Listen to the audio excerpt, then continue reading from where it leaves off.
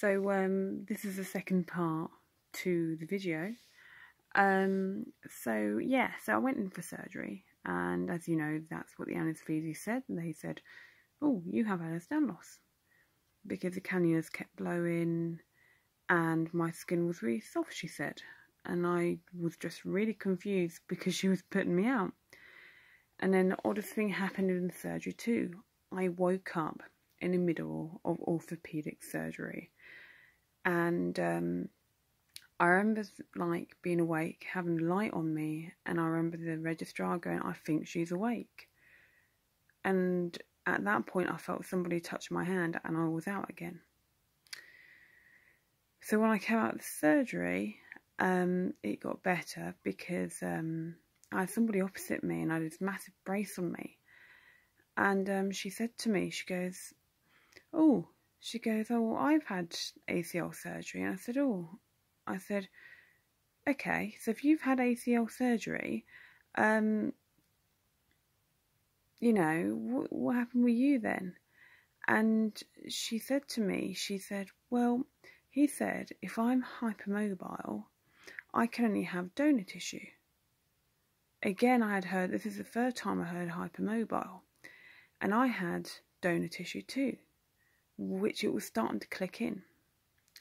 So anyway, I had spoken to the registrar that morning, and I said to him, morning after the surgery, "Am I hypermobile?" He went to me, "You don't need to know.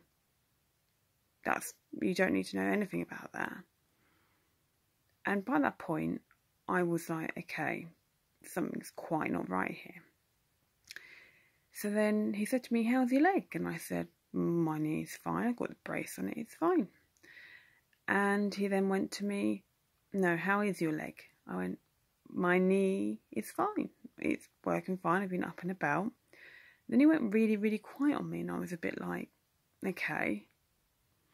So then from my point, because I've been walking on it for 24 hours, I decided to rip off the cast, which is like a strappable one which you have. And the tourniquet they had put on my surgery had ripped my skin off. So now I was noticing that there was issues with my skin because of the healing wasn't healing well, and my skin was being ripped off. And I think by that point, after nearly 4 years of orthopedics, I was a bit like, isn't going down well. So then I got given some advice by somebody to see a particular person.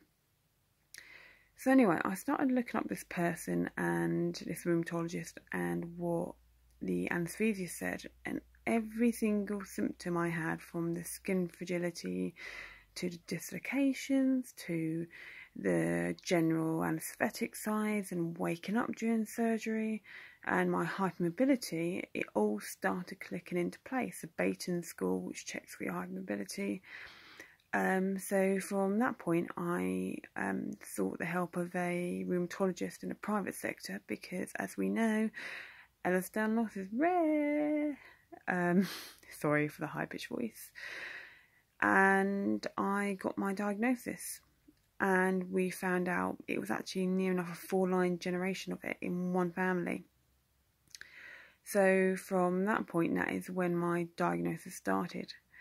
So the way it affects me generally is with my joints, so my hips, my knees, my fingers too, my shoulders not too much really, to be honest, and my ankles.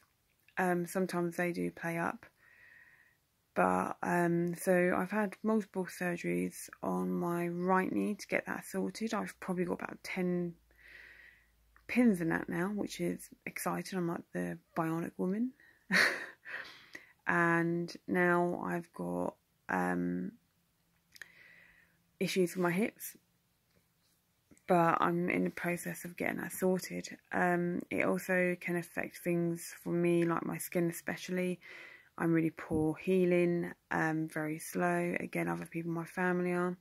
But I got the diagnosis after, you know, multiple years, and it took probably, I mean, from the first instance, from the age of 11 right up to the age of 30. So you're talking basically nearly 19 years, which is a long time for a diagnosis. So, you know, there needs to be more publicity on it.